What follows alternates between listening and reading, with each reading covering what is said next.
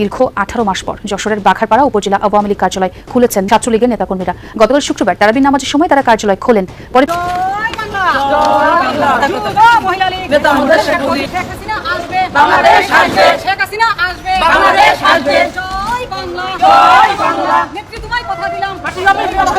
হঠাৎ করে ছাত্রলীগকে নিষিদ্ধ আর আওয়ামী লীগের রাজনৈতিক কর্মকাণ্ডে বিধিনিষেধের মাঝেই দেশের বিভিন্ন স্থানে দলীয় কার্যালয়ে ফিরছেন নেতাকর্মীরা। 2024 আগস্টের পর যে কার্যালয়গুলো ছিল জনশূন্য আর তালাবদ্ধ, নির্বাচনের পরপরই সেখানে দেখা দিল দলটির নেতাকর্মীদের প্রবেশের চেষ্টা। আওয়ামী লীগ ফিরবে এটা জানতাম, কিন্তু এইভাবে ফিরবে সেটা জানতাম না। লোকজনকে তাদের অফিসে আসতে দেখা যাচ্ছে, পতাকা উত্তোলন করতে দেখা যাচ্ছে, স্লোগান দিতে দেখা যাচ্ছে। অন্তত এখন পর্যন্ত 26টি জেলা উপজেলায় এই ঘটনা ঘটেছে। 70তে ফিরতে সক্ষম হবে সম্ভবত এপ্রিলের 10 থেকে 12 তারিখে। আসসালামু আলাইকুম। আওয়ামী লীগ যে এইভাবে ফিরবে এইটা কল্পনাতেও ছিল না, এত দ্রুত ফিরবে। অনেকেই তো বলছে যে বিএনপি এবং আওয়ামী লীগ এরা ভাই ভাই হয়ে গেছে। তবে শুধু এইটা বললেও চলবে না, এইখানে যে শেখ হাসিনার বড় একটা অবদান আছে, ভূমিকা আছে, এবং শেখ হাসিনা যে পেছন থেকে কি কাজ করে যাচ্ছে এই আওয়ামী লীগকে ফেরানোর জন্য, তা এই ভিডিওটা দেখলেই পরে বুঝতে পারবেন। প্রিয় দর্শক শ্রোতা মণ্ডলী, বেশ সারা দেশে আওয়ামী লীগের কি হচ্ছে না হচ্ছে এবং আওয়ামী লীগ কীভাবে ফিরছে পূর্ণ শক্তি নিয়ে চলে আমরা ভিডিও স্ক্রিনে দেখবো। আশা করছি ভিডিওটা শুরু থেকে শেষ পর্যন্ত দেখবেন। দর্শক, চতুর্দিকে যে আলোচনাটা শুরু হয়েছে, বিশেষ করে নির্বাচনের পরে, নির্বাচনে বিএনপির নিরঙ্কুশ সংখ্যাগরিষ্ঠতা পাওয়ার পরে দেশের বিভিন্ন জায়গায় আওয়ামী লীগের লোকজনকে তাদের অফিসে আসতে দেখা যাচ্ছে, পতাকা উত্তোলন করতে দেখা যাচ্ছে, স্লোগান দিতে দেখা যাচ্ছে। অন্তত এখন পর্যন্ত 26টি জেলা উপজেলায় এই ঘটনা ঘটেছে। 70 থেকে 80টি অফিস খোলা, তালা ভাঙা, পতাকা উত্তোলন, স্লোগান দেয়া, বঙ্গবন্ধুর ছবি টাঙানো, ফুল দেয়া, এই ঘটনাগুলো ঘটেছে। 2-4টা জায়গায় আবার পাল্টা ঘটনাও ঘটেছে, যেমন গত রাতে পাবনাতেও ঘটেছে। দিনের বেলা অফিসের তালা খুলে পতাকা, বঙ্গবন্ধুর ছবি টাঙানোর সাথে রাতের বেলা আবারও সেখানে ভাঙচুর, আগুন দেওয়ার ঘটনা ঘটেছে। চট্টগ্রামের ঘটনা আমরা জানি। এরকম 2-1 জায়গায় বিচ্ছিন্নভাবে আওয়ামী লীগের কার্যক্রমের পরে পাল্টা সেখানে মব তৈরি হয়েছে, ভাঙচুরের ঘটনা ঘটেছে। এই আলোচনাটা চতুর্দিকে যখন চলছে তখন একটা প্রশ্ন সামনে এসেছে, সেটা হচ্ছে যে আওয়ামী লীগ রাজনীতিতে কি ফিরছে? ফিরলে কবে ফিরছে? এই প্রশ্নের উত্তর খুঁজবো আমরা এই ভিডিওতে, এবং একেবারে স্পেসিফিক উত্তর খুঁজবো যে বিএনপির নতুন সরকার তারা কি চাইছে আওয়ামী লীগ রাজনীতিতে ফিরুক। আনঅফিসিয়াল উত্তর হচ্ছে যে হ্যাঁ, তারা চাইছে আওয়ামী লীগ গণতান্ত্রিক প্রক্রিয়ায় রাজনীতিতে ফিরুক। যদি এটা তাদের অব্যক্ত কথা হয়ে থাকে, তাহলে আওয়ামী লীগ রাজনীতিতে ফিরছে কবে? আওয়ামী লীগের রাজনীতিতে ফিরতে হলে আওয়ামী লীগের ওপরে প্রফেসর ইউনূস সরকার যে নির্বাহী আদেশে নিষেধাজ্ঞা দিয়েছে কার্যক্রমের ওপরে, সেই নিষেধাজ্ঞা হয় তুলে নিতে হবে, অথবা বাতিল হতে হবে, অথবা আদালত কর্তৃক অবৈধ ঘোষণা আসতে হবে। এই যে কোনো একটা, তিনটার যে কোনো একটা হতে হবে। এই তিনটার যে কোনো একটা হতে গেলে কতটা সময় প্রয়োজন আমরা বিভিন্নভাবে বিশ্লেষণ করে দেখার চেষ্টা করেছি যে আওয়ামী লীগ এপ্রিল মাসের 10 থেকে 12 তারিখের মধ্যে তাদের স্বাভাবিক রাজনীতিতে ফেরার সম্ভাবনা তৈরি হয়েছে। এখন প্রশ্ন করতে পারেন, কিভাবে আপনি স্পেসিফিকলি বলছেন এপ্রিল মাসের 10 থেকে 12 তারিখের মধ্যে আওয়ামী লীগের রাজনীতিতে ফেরার পরিবেশ তৈরি হয়েছে, স্বাভাবিকভাবে নিষেধাজ্ঞাবিহীন আওয়ামী লীগ রাজনীতিতে ফিরতে পারবে? চলুন তাহলে একটু এই ব্যাপারটা বিশ্লেষণ করে বোঝার চেষ্টা করি যে কিভাবে আমরা একেবারে স্পেসিফিকলি বলতে চাচ্ছি যে আওয়ামী লীগ রাজনীতিতে ফিরতে সক্ষম হবে সম্ভবত এপ্রিলের 10 থেকে 12 তারিখে। বেশ কয়েকটা, অন্তত 3টা যুক্তি উপস্থাপন করলেই আপনারা বুঝতে পারবেন যে কিভাবে এটা হতে যাচ্ছে, এবং এটাই সম্ভবত আওয়ামী লীগের জন্য অপেক্ষা করছে। সেই আলোচনাই করবে এই ভিডিওতে। থাকবেন পলিটিক্স টিভির নিয়মিত আয়োজনে।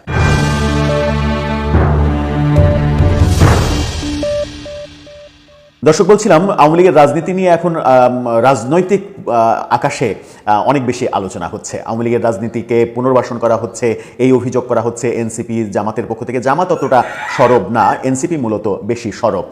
জামাত সরব না, তার একটা বড় কারণ রয়েছে। তার কারণ হচ্ছে যে বিএনপি সরকার ক্ষমতায় নেওয়ার পরে একটা ঘোষণা এসেছে, খুব দ্রুত স্থানীয় সরকার নির্বাচন হবে। সেই ক্ষেত্রে ঢাকার 2টা সিটি কর্পোরেশন এবং চট্টগ্রামের সিটি কর্পোরেশন, এই 3টা সিটি কর্পোরেশনের নির্বাচন দিয়ে সেই প্রক্রিয়া শুরু হবে। সেই প্রক্রিয়া শুরু হলে আবারও সেই ভোট ব্যাংকের প্রসঙ্গ আসবে যে আওয়ামী লীগের ভোট ব্যাংক বিএনপি নাকি জামাত কাদের পকেটে যাবে যদি আওয়ামী লীগ এই নির্বাচনে অংশগ্রহণ করতে না পারে। সেটা একটা বড় প্রশ্ন। এবং নির্বাচন কমিশনের তরফ থেকে এটাও নিশ্চিত হওয়া গেছে যে ঈদের পর থেকে এই 3টা সিটি কর্পোরেশন নির্বাচনের ব্যাপারে কাজ শুরু করবে নির্বাচন কমিশন, অর্থাৎ খুব শীঘ্রই এই 3টা সিটি কর্পোরেশনের নির্বাচন হবে। সুতরাং সেখানে জামাত আওয়ামী বিরোধী একেবারে ডিরেক্ট ন্যারেটিভ তৈরি থেকে বিরত আছে, কিন্তু এনসিপি একেবারে ডিরেক্ট বিএনপিকে অভিযোগ করছে যে আওয়ামী লীগকে পুনর্বাসন করছে বিএনপি। কিন্তু বিএনপি কি চাইছে? বিএনপি ভোটের রাজনীতির ইকুয়েশন তো রয়েছেই, আরেকটা ইকুয়েশন রয়েছে, সেটা হচ্ছে যে বিএনপি চাই বহুদলীয় গণতন্ত্র, যেহেতু তারা বিশ্বাস করে বলে সেহেতু তারা চায় কোনো দল নিষিদ্ধ হয়ে না থাকুক। কারণ বিএনপি চেয়ারম্যান তারেক রহমান রয়টার্সের সঙ্গে সাক্ষাৎকারে নির্বাচনের আগে বলেছিলেন যে আজকে একটা দলকে নিষিদ্ধ করা হয়েছে, কালকে যে আমার দলকে নিষিদ্ধ করা হবে না তার গ্যারান্টি কোথায়? এটা কিন্তু বাস্তবতা। বিএনপির আরেক নেতাও অনেকদিন আগে এই কথাটা বলেছিলেন। তাহলে আওয়ামী লীগ ফিরছে কিভাবে? আওয়ামী লীগের ওপরে কার্যক্রম নিষেধাজ্ঞা রয়েছে এবং প্রফেসর ইউনূস সরকার নির্বাহী আদেশে এই নিষেধাজ্ঞা দিয়ে রেখেছে। আওয়ামী লীগকে ফিরতে হলে এই নিষেধাজ্ঞা সরকারকে তুলে নিতে হবে। 1, হয় তুলে নিতে হবে, 2, আদালতে যেতে হবে, আদালতে মামলা করতে হবে, রিট করতে হবে এবং আদালতের মাধ্যমে রায় আসতে হবে। না দেখেন, 5ই আগস্টের পরে অনেকেই এই ধরনের কথা বলছেন যে 20, 50, 100, 150 বছর, এমনকি নাই হয়ে যাওয়ারও সম্ভাবনা আছে। যদিও ফেরে 20-50 বছর লাগতে পারে। তখনকার সময় কিন্তু আমি বলে আসতেছি যে আওয়ামী লীগ ফিরবে, এত সময় লাগবে না। কারণ আপনি যদি দেখেন 1975 সালের 15ই আগস্ট বঙ্গবন্ধুর সপরিবারকে যেভাবে নিঃশেষ করে দেওয়া হলো, তারপরে যে ভয়াবহ পরিস্থিতি তৈরি হয়েছিল আওয়ামী লীগের জন্য, 2024-এ যদিও দেখা যাইতেছে খুবই একটা করুণ পরিস্থিতি, তারপরেও যারা রাষ্ট্র ক্ষমতায় আসছেন তারা একেবারেই যে আওয়ামী লীগকে অবাঞ্ছিত করতে সক্ষম হবেন সেটা মোটেও আমি আমার চিন্তা ভাবনাতেও নাই। আমি এই কথাগুলো অনেক আগে থেকে বলে আসতেছি। আজকে দেখেন, আমি যে মুহূর্তটায় ভিডিও করতেছি, আজকে হচ্ছে ফেব্রুয়ারি মাসের 22 তারিখ 2026 সাল। অর্থাৎ এই যে 18 মাস কয়েকদিন অতিবাহিত হলো আওয়ামী লীগ সরকার ক্ষমতাচ্যুত হয়েছে। এর মধ্যে আওয়ামী লীগের ফিরে আসার ধরন দেখে আমার কাছে মনে হইতেছে যে এইভাবে যে দুর্বার গতিতে ফিরে আসা যায়, যদিও ম্যাটিকুলাসলি আমরা দেখছি বিভিন্নভাবে প্রসার হইতে, কিন্তু সেগুলোকে ছাপিয়ে যেভাবে ফিরে আসতেছে। গতকাল 21শে ফেব্রুয়ারি ভাষা শহীদ দিবস, আন্তর্জাতিক মাতৃভাষা দিবস, জাতীয় শহীদ মিনারে যে ঘটনাগুলো ঘটলো, আমি আপনাদেরকে কয়েকটা শিরোনাম পড়ে শোনাই। বিস্তারিত বলতে গেলে অনেক সময়ের ব্যাপার, যার কারণে আমি শুধু শিরোনাম পড়ে শোনাই, আপনারা বুঝতে পারবেন যে আদৌ কী ঘটতেছে।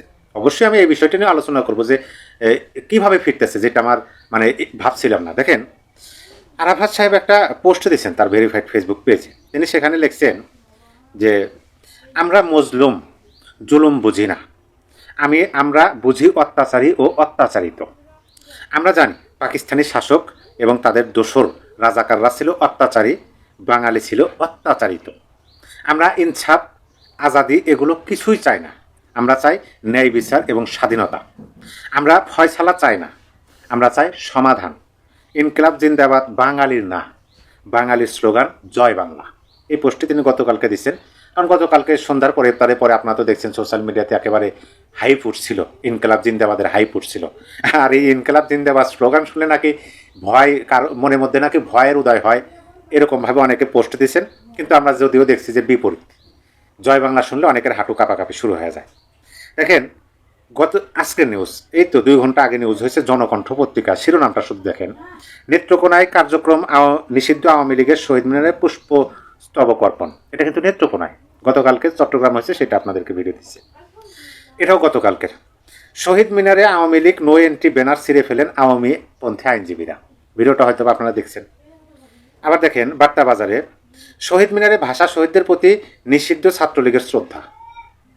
বগুড়ায় গড়িয়ে দেওয়া আওয়ামী লীগ কার্যালয়ে জাতীয় পতাকা উত্তোলন। 10টিতে আওয়ামী লীগ, 7টিতে বিএনপি ও 3টিতে জামায়াতপন্থীদের জয় সিলেট আইনজীবী সমিতির নির্বাচনে। শুধু শিরোনামগুলো বলি। ধানমন্ডির 32 থেকে ঢাবি শিক্ষক আটকের পর মুচলেকায় মুক্তি। রাজশাহী জেলা আওয়ামী লীগের পরিত্যক্ত কার্যালয়ে গিয়ে ছাত্রলীগের স্লোগান। চট্টগ্রামে ঝটিকা মিছিল, রাজবাড়ীতে দপ্তর উদ্বোধন, বাংলাদেশে ক্রমশ তৎপর বাড়ছে আওয়ামী লীগের। এটা আনন্দবাজার পত্রিকা নিউজ করছে। নেত্রকোনায় শহীদ মিনারে কার্যক্রম নিষিদ্ধ, আওয়ামী লীগের শ্রদ্ধার ভিডিও ফেসবুকে। শহীদ মিনারে আচ্ছা, এই যে এতগুলো নিউজ আপনাদেরকে শোনালাম, হয়তোবা প্রশ্ন আসতে পারে যে হ্যাঁ এখন তো আর কেউ বাধা দিচ্ছে না, সেই কারণে তারা এগুলো স্বাচ্ছন্দ্যের সাথে করতে পারছে না। এটা ভুল ধারণা। বাধা দিচ্ছে, এখনও আটক হইতেছে, এখনও আবার পাল্টা মানে এখনও আবার মব তৈরির মাধ্যমে, ধরেন আওয়ামী লীগের নেতাকর্মীরা কার্যালয়ে গেছেন, জাতীয় পতাকা উত্তোলন করছেন, বঙ্গবন্ধু শেখ হাসিনার ছবি টানাইছেন, পুষ্পমাল্য অর্পণ করছেন, জাতীয় সঙ্গীত পরিবেশন করছেন, তারা সেখান থেকে চলে আসছেন। পরবর্তীতে এনসিপির নেতাকর্মীরা গিয়া অগ্নিকাণ্ডের মতো ঘটনা কিন্তু ঘটাইছেন, তার মানে বাধা দিতেছেন। পুলিশি বাধা এখনো আছে। দেখেন ইত্তেফাকের নিউজ 21শে ফেব্রুয়ারি 2026 দুপুর 3:16 নিউজ। শহীদ মিনারে ফুল দিতে গিয়ে আওয়ামী লীগের 6 কর্মী আটক। আওয়ামী লীগের 6 জন কর্মীকে আটক। আপনারা যদি ছবিটা দেখেন, এখানে দাড়ি চুল পাকা মানুষ আছে, মুরব্বী পর্যায়ের মানুষ আছে, যুবক আছেন। এই 6 জন দেখেন, 6 জনের যে ছবিটা, এটাই আওয়ামী লীগ। সব বয়সের লোক একত্রিত হয়ে তারা গেছেন দলের ব্যানারে শহীদ মিনারে ফুল দিতে। 6 জনকে আটক করছেন। কি আসে যায়? তারা সেই ভয় করলে কার যাইতো? এই যে বাধাবিঘ্ন, এই বাধাবিঘ্নকে উপেক্ষা করে কিন্তু এই কাজগুলো করতেছে। নড়াইলে আওয়ামী লীগের ইউনিয়ন কার্যালয়ে জাতীয় পতাকা উত্তোলন।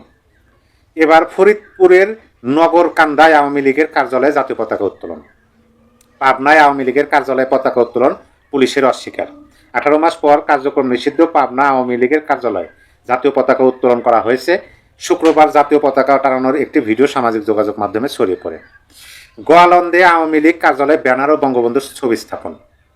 এই যে আমি মানে কয়েকটা নিউজের শিরোনাম আপনাদেরকে পড়ে শোনালাম, এই বিষয়গুলো এবং গতকালকে শহীদ মিনারের যে ঘটনাগুলো, বাংলাদেশের জাতীয় শহীদ মিনারের সেখানে তো যা আওয়ামীপন্থী আইনজীবীরা ব্যানারই ছিঁড়ে ফেলাইছেন, নো এন্ট্রি আওয়ামী লীগ এরকম একটা ব্যানার।